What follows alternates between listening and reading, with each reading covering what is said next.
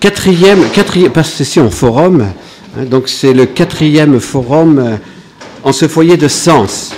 Voilà, alors pour ceux qui ne sont jamais encore venus ici, donc sachez que dans ce foyer de Sens, il y a la famille missionnaire de Notre-Dame, dont la maison mère se trouve en Ardèche, et nous avons 11 maisons, dont celle-ci, qui appartient aux dominicaines de l'Eucharistie.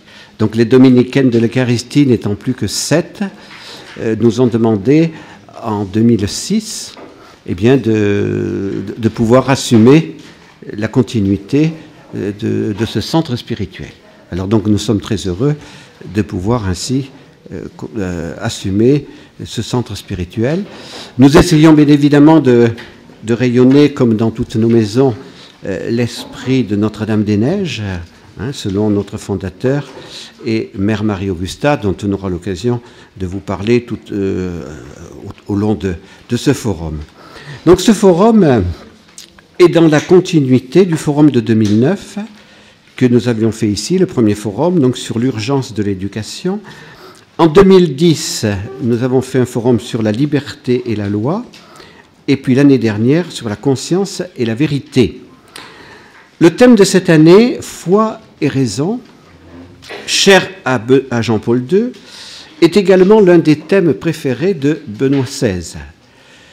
Jean-Paul II, dans l'introduction de son encyclique, écrit « La foi et la raison sont comme les deux ailes qui permettent à l'esprit humain de s'élever vers la contemplation de la vérité. C'est Dieu qui a mis au cœur de l'homme le désir de connaître la vérité et, au terme, de le connaître lui-même, afin que, le connaissant élément, il puisse atteindre la pleine vérité sur lui-même. » La conclusion de l'encyclique est un vibrant appel du vicaire du Christ, qui est la vérité, le Christ qui est la vérité en personne. Je cite Jean-Paul II encore. « Pour son accomplissement personnel, seule sera déterminante la décision d'entrer dans la vérité en construisant sa demeure à l'ombre de la sagesse et en l'habitant. C'est seulement dans cette perspective de vérité qu'il parviendra au plein exercice de sa liberté et de sa vocation à l'amour et à la connaissance de Dieu, suprême accomplissement de lui-même. » Donc tout au long du forum, nous allons essayer de suivre le plan des chapitres donc de l'encyclique Fides et Ratio, foi et raison. Et pour introduire cet après-midi, je vous parle simplement de l'introduction, puis ensuite Frère Martin nous parlera du premier chapitre sur la révélation de la sagesse de Dieu. Sœur Véronique du deuxième chapitre, Je crois pour comprendre. Frère Paul, ensuite le troisième chapitre, Je comprends pour croire. Alors l'introduction de l'encyclique a ce titre, Connais-toi toi-même. Ce conseil était sculpté, dit Jean-Paul II, sur l'architrave du temple de Delphes. Il n'est pas cependant propre aux philosophes grecs. Toutes les civilisations, tant en Occident qu'en Orient, se sont efforcées de chercher à répondre aux questions fondamentales de l'homme. Qui suis-je? D'où je viens? Où je vais? Pourquoi la présence du mal? Qu'y aura-t-il après cette vie? L'Église veut aider les hommes à répondre à ces questions. Cette contribution de l'Église n'est pas en contradiction avec sa mission d'annoncer Jésus-Christ, qui est la voie, la vérité et la vie, car l'Église doit servir la vérité. Jean-Paul II a une grande estime pour la philosophie.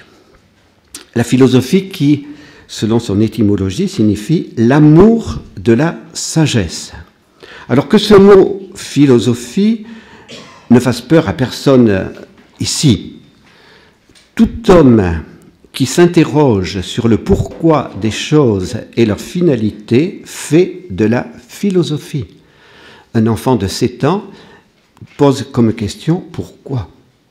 Pourquoi ? Voilà, donc le pourquoi, la philosophie répond au pourquoi. Le désir de vérité fait partie de la nature même de l'homme. La philosophie n'est donc pas liée seulement à la culture grecque ou latine, mais, dit Jean-Paul II encore, tout peuple possède sa propre sagesse et donc sa philosophie. Jean-Paul II, qui a été professeur de philosophie, il y a parmi nous plusieurs professeurs de philosophie, donne cet important conseil. Pour rechercher la vérité, il faut savoir s'émerveiller. En contemplant la création et la place de l'homme en cette création. L'homme d'aujourd'hui sait-il encore s'émerveiller? L'émerveillement des amoureux de la sagesse dans le monde entier a donné des fruits, et le pape donne le fruit, une sorte de patrimoine spirituel de l'humanité. L'Église se réjouit de ce patrimoine et ne peut qu'apprécier les efforts de la raison pour connaître les vérités fondamentales concernant l'homme et rendre son service et rendre son existence personnelle toujours plus digne. Ce patrimoine spirituel qu'est la philosophie est une aide indispensable pour la théologie et pour l'évangélisation. La philosophie, disait saint Thomas d'Aquin, est la servante de la théologie. Mais l'amour de la sagesse n'est plus la priorité en notre monde. C'est le constat que fait Jean-Paul II. La recherche de la vérité ultime apparaît souvent comme occultée. Beaucoup semblent avoir oublié que l'homme est toujours appelé à se tourner vers une vérité qui le transcende, sinon il est à la merci de l'arbitraire. Le monde contemporain donne le primat à la technique.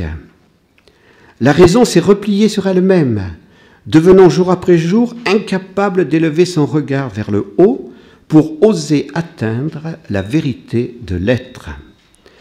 Il en est résulté diverses formes d'agnosticisme et de relativisme qui ont conduit la recherche philosophique à s'égarer dans les sables mouvants d'un scepticisme général. Benoît XVI parle aujourd'hui avec raison des dictatures du relativisme qui veulent imposer le pluralisme indifférencié dont Jean-Paul II parlait et qui est fondé sur l'affirmation que toutes les positions se valent. La crise de la raison est grave. On passe sous silence la question radicale concernant la vérité et la vie personnelle, de l'être et de Dieu. En somme, dit Jean-Paul II, on a perdu l'espérance de pouvoir recevoir de la philosophie des réponses définitives à ces questions. L'Église ne peut rester silencieuse. Elle entend donc réaffirmer la nécessité de la réflexion sur la vérité. En réaffirmant la vérité de la foi, nous pouvons redonner à l'homme de notre époque une authentique confiance en ses capacités de connaissance et lancer à la philosophie le défi de retrouver et de développer sa pleine dignité. Jean-Paul II pensait aux victimes de la crise de la raison actuelle. Et les victimes, ce sont les jeunes, privés d'authentiques points de repère. L'éphémère est élevé au rang de valeur, ainsi que l'illusion. Beaucoup traînent leur vie presque jusqu'au bord de l'abîme, sans savoir vers quoi ils se dirigent. En détournant le regard de la vérité, on a préféré, dit encore Jean-Paul II, le succès immédiat à la peine d'une recherche patiente de ce qui mérite d'être vécu. La philosophie doit donc retrouver vigoureusement sa vocation originelle. Comprenons, au début de ce forum, l'intention de Jean-Paul II.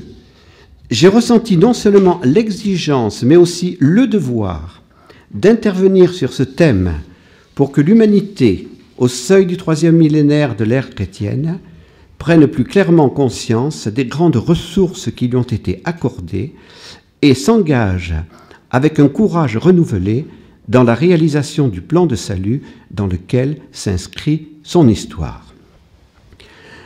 La présentation que je viens de vous faire de l'introduction est loin d'être exhaustive. Il est évident que rien ne peut remplacer votre propre lecture. Mais je voudrais insister sur un point important. L'homme n'est pas un robot. Il est un être libre, créé à l'image et à la ressemblance de Dieu. Il est un sujet qui possède une intelligence qu'il doit développer. C'est ce sujet qui doit se connaître lui-même en recherchant la vérité. La suite du forum nous révélera comment on peut se connaître soi-même par les méthodes propres de la philosophie et de la théologie. Nous espérons que vous comprendrez avec des arguments fondés qu'il n'y a pas de contradiction entre la foi et la raison, mais que les deux sont comme les deux ailes qui permettent à notre esprit humain de s'élever vers la contemplation de la vérité. Je voudrais encore indiquer l'esprit dans lequel nous voulons vivre ce forum. Comme je vous l'ai dit, c'est la famille missionnaire de Notre-Dame qui vous accueille. Notre fondateur était le père Lucien-Marie Dorne, qui était prêtre du diocèse de Viviers, donc le département de l'Ardèche, et le fondement de notre communauté, mère Marie-Augusta, qui a collaboré avec notre fondateur. Le cœur de Jésus les a inspirés pour fonder une nouvelle communauté religieuse animée d'un esprit de famille. Nous désirons donc que notre forum, comme toutes nos activités, soit également animé par cet esprit de famille. Et donc que vous puissiez vous rencontrer, vous connaître, vous entraider. Il y a des plus jeunes, il y a des plus anciens, c'est très bien, c'est la famille. Le forum n'est pas une retraite. Il ne se vit pas dans le silence, mais pour qu'il porte tous ses fruits, il est nécessaire qu'il soit vécu dans le calme et la prière. Nous vous remercions donc de ne pas favoriser l'excitation, surtout pendant les repas. Les repas sont des temps d'échange, bien sûr, des temps de joie, des temps où l'on peut sceller de nouvelles amitiés et connaissances. Nous nous réjouissons de tout cela, mais que notre joie soit paisible et calme. Nous tenons aussi au grand silence de la nuit, après la prière du soir. C'est essentiel pour la fécondité de notre forum. Alors maintenant, frère Martin va nous présenter le premier chapitre de l'encyclique, la révélation de la sagesse de Dieu.